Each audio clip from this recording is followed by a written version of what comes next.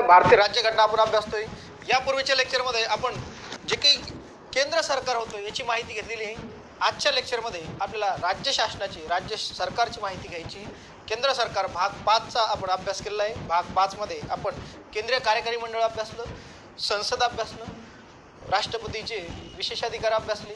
याचबरोबर जे काही भाग 5मध्ये ज्या काही प्रमुख बाबी होत्या त्या अभ्यासलेल्या आहे. आता आपल्याला राज्य शासन, राज्य कार्यकारिणी याच्याशी संबंधित असलेले जे काही बाबी असेल, राज्य विधिमंडळ असेल, हा टॉपिक आपल्याला कव्हर करायचा आहे. तर विद्यार्थी मित्रांनो, आपण सुरुवात करू राज्य शासन या टॉपिकला. यामध्ये सर्वात महत्त्वाचं असेल जे राज्य शासन असेल, यामध्ये आपण एक महत्त्वाची प्रणाली आपण अभ्यासलेली आहे. सगळ्यात सुरुवातीला त्या प्रणालीचं नाव होतं संसदीय प्रणाली. ही जी संसदीय प्रणाली असेल,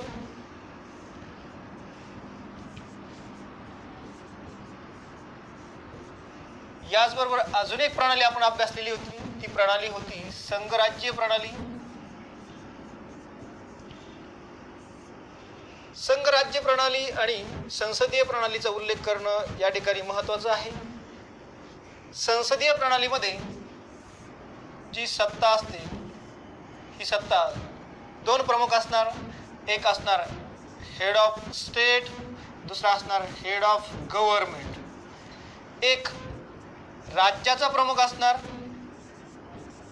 किंवा यालाच राष्ट्रप्रमुख म्हटलं जातं.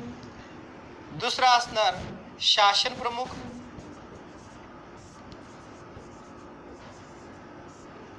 वास्तविक सत्ताधीश हा शासन प्रमुख असतो. नाममात्र सत्ताधीश किंवा ज्याच्या नावाने राज्याचा असेल, देशाचा असेल कारभार चालतो, तो राज्य प्रमुख असतो किंवा हेड ऑफ स्टेट त्याला म्हटलं जातं. ही प्रणाली आपण सगळ्यात सुरुवातीला समजून घेतलेली आहे, अभ्यासलेली आहे. या दोन्ही प्रणाली आपण एकमेकांमध्ये मिक्स करून भारतीय प्रशासन किंवा जी काही शासन व्यवस्था आहे ती अंमलबजावणीमध्ये आणतो. संघराज्य व्यवस्थेचा जर विचार केला, शासनाचे दोन स्तर असतात. एक असणार केंद्र स्तर, दुसरा असणार राज्य स्तर. केंद्र स्तरावरील जे काही केंद्रीय कार्यकारी मंडळ होतं, केंद्र सरकार जे होतं, तिची आपण माहिती घेतलेली. तशा स्वरूपात राज्य स्तरावरती सुद्धा जी काही शासन व्यवस्था आहे तिची आपल्याला आज माहिती घ्यायची. पण ही जी प्रणाली आहे यामध्ये सुद्धा राज्यामध्ये सुद्धा संसदीय प्रणालीचा आपण स्वीकार केला आहे. जर राज्याच्या संसदीय प्रणालीचा जर विचार केला तर राज्य प्रमुख हा या ठिकाणी राज्यपाल असतो.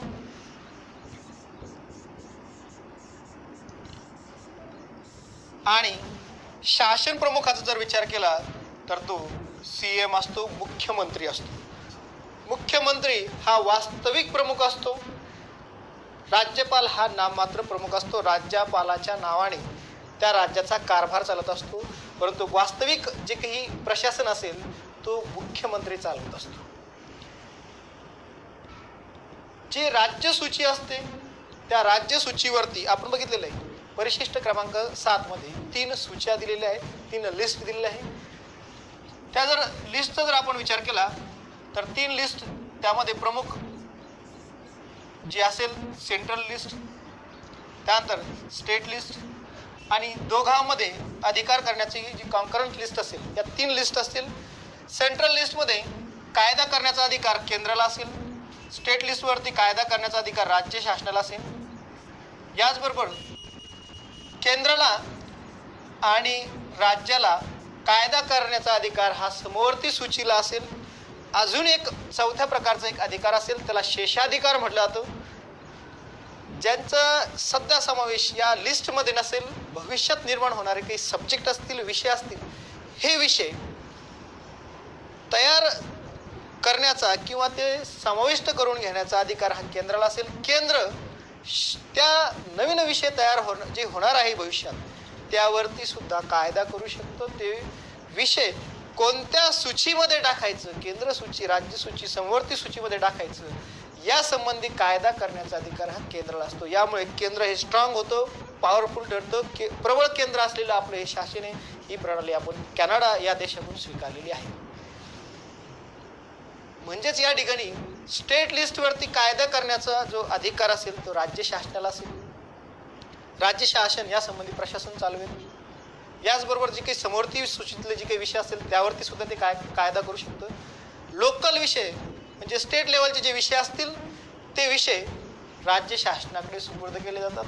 त्या विषयावरती ते कायदा करू शकतो. महत्त्वाचे विषय नॅशनल इंटरेस्ट असलेले जे विषय असतात ते विषय केंद्र सूचीमध्ये असतात, केंद्र सूचीमध्ये समाविष्ट असतात. म्हणजेच आपल्याला जे राज्य सूचीतले विषय असेल, राज्य सूचीतल्या विषयासंदर्भात कायदा करण्याचं, प्रशासन करण्याचा अधिकार हा राज्य शासनाला असेल, हे आपण या ठिकाणी समजून घेतलेलं आहे. याचबरोबर एक महत्त्वाची बाब आपल्याला समजून घ्यायची आहे. ज्या पद्धतीने आपण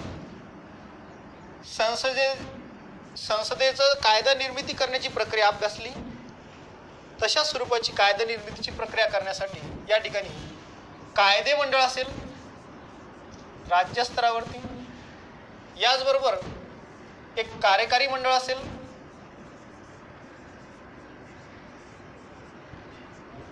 आणि तिसरी महत्त्वाची गोष्ट असते न्यायमंडळ. ही गोष्ट आपल्याला या ठिकाणी समजून घ्यायची आहे. कायदा करण्याचा जे कायदे मंडळ असेल, कायदे जे असेल, कायदे मंडळ जे असेल, या संदर्भात त्यांना अधिकार असेल कायदा तयार करायचा. कायदा तयार करण्याचा अधिकार हा कायदे मंडळाला असेल. तयार केलेल्या कायद्याची अंमलबजावणी करण्याचा अधिकार हा कार्यकारी मंडळाचा असेल. कार्यकारी मंडळ हे जो कायदा तयार झालेला असेल या कायद्याची अंमलबजावणी करण्याचं कार्य करत असते. या संदर्भात काही वाद निर्माण होत असेल तो वाद मिटवण्याचं काम हे न्यायमंडळाचं असेल. न्यायमंडळ हे कायदा झालेल्या जे काही कायद्याची अंमलबजावणी होत असताना ज्या काही गोष्टी न्यायप्रविष्ट होतात, काही वाद निर्माण होतात, ते वाद मिटवण्याचं काम, त्या संदर्भात न्यायदान करण्याचं काम न्यायमंडळ करत असतं. हे स्टेट लिस्ट असेल. स्टेट लिस्ट आपली न्यायव्यवस्था ही एकात्म न्यायव्यवस्था आहे. या घटकाला आपण थोडंसं वेगळं ठेवू, याचा आपल्याला सेपरेट अभ्यास करायचा आहे. जे कायदे मंडळ असेल हे कायदे मंडळ, या कायदे मंडळाचा प्लस कार्यकारी मंडळाचा आपल्याला अभ्यास करायचा आहे. यांची पूर्ण माहिती घटनेच्या भाग 6 मध्ये देण्यात आलेली आहे. घटनेच्या भाग 6 जो असेल हा घटनेचा 6 भाग, यामध्ये कलम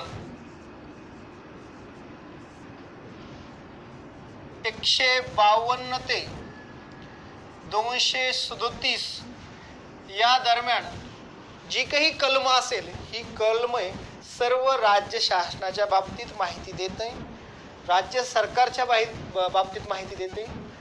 यामध्ये 6 प्रकरणं पाडण्यात आलेली आहे. मुख्य भाग 6 असतील. याची काही प्रकरणं असेल, चॅप्टर असेल. ही जी काही प्रकरणं असेल, प्रकरण 1 असेल, प्रकरण 2 असेल, प्रकरण 3 असेल, प्रकरण या ठिकाणी 4 असेल, प्रकरण 5 असेल आणि शेवटचं प्रकरण 6 असेल. अशा स्वरूपाची ही प्रकरणं पाळण्यात आली. या प्रकरणामध्ये जर आपण बघितलं, प्रकरण 1 मध्ये कलम 152 आहे. हे सर्वसाधारण प्रकरण आहे, जनरल प्रकरण आहे. त्याच्यामध्ये एकच कलम आहे 152. त्यानंतर 153 ते 167 यामध्ये जे राज्य कार्यकारी मंडळ आहे याची माहिती देण्यात आली. 168 ते 212 यामध्ये राज्य विधिमंडळ याची माहिती देण्यात आली.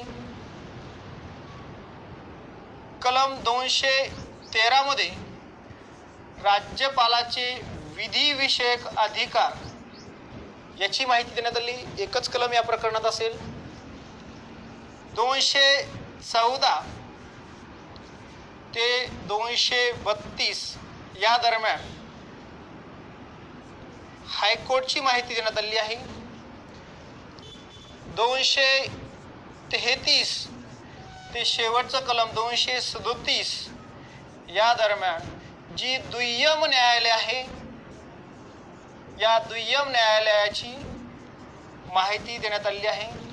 सगळ्यात न्यायव्यवस्थेचा जर विचार केला, सुप्रीम कोर्ट असेल सर्वोच्च, त्याच्यानंतर त्याच्या अंडरमध्ये असेल हायकोर्ट, हायकोर्टाच्या अंडरमध्ये असेल दुय्यम न्यायालय. दुय्यम न्यायालय कोणते असतील त्याची सर्व कलमे 233 ते 237 या कलमांच्या मध्ये देण्यात आली. अशा प्रकारे भाग 6 एवढ्या मोठ्या विस्तृत स्वरूपात देण्यात आलेला आहे. ही जी सर्व प्रकरणे आहे, ही प्रकरणं असतील एकूण 6. यातलं एक एक प्रकरण आपल्याला अभ्यास. राज्य शासनामध्ये सगळ्यात सुरुवातीला आपण पहिलं प्रकरण अभ्यासणार आहोत. ते प्रकरण असणार आहे प्रकरण 2 कलम 153 ते 167 मध्ये. यामध्ये आपण राज्य कार्यकारी मंडळ हा जो टॉपिक असेल हा पूर्णपणे समजून घेणार आहोत. यामध्ये राज्य कार्यकारी मंडळाचं जर आपण बघितलं तर यामध्ये प्रकरण भाग किती असेल, हा भाग 6. प्रकरण असेल यातलं 2, कलम असेल यामध्ये 153 ते 167. यामध्ये मग राज्य कार्यकारी मंडळामध्ये कोणाकोणाचा समावेश होतो, तर यामध्ये जसं आपण केंद्रीय कार्यकारी मंडळ अभ्यासलेलं होतं त्याच पद्धतीने राज्यपाल नंबर 2, मुख्यमंत्री नंबर 3, मंत्रिमंडळ नंबर 4, महाधिवक्ता यांचा समावेश होतो. राज्यपाल किंवा नंतर उपराज्यपाल याचा समावेश राज्य कार्यकारिणीमध्ये होत नसतो. आपण केंद्रीय कार्यकारिणी बघितली, तिकडे राष्ट्रपती, उपराष्ट्रपती, पंतप्रधान, मंत्रिमंडळ, महान्यायवादी याचा समावेश होत होता. परंतु या ठिकाणी उपराज्यपाल पद राज्य कार्यकारी मंडळामध्ये त्याचा समावेश होणार नाही. एक एक घटकाचा आपण अभ्यास करू. यामध्ये राज्य कार्यकारी मंडळाचं कार्य हे असेल, जे काही कायदे मंडळाने, राज्य विधिमंडळाने केलेले जे कायदे असेल त्याची अंमलबजावणी करण्याचं काम हे कार्यकारी मंडळाचं असेल, राज्य कार्यकारी मंडळाचं असेल. त्या संदर्भात आपण सविस्तर माहिती घेऊ.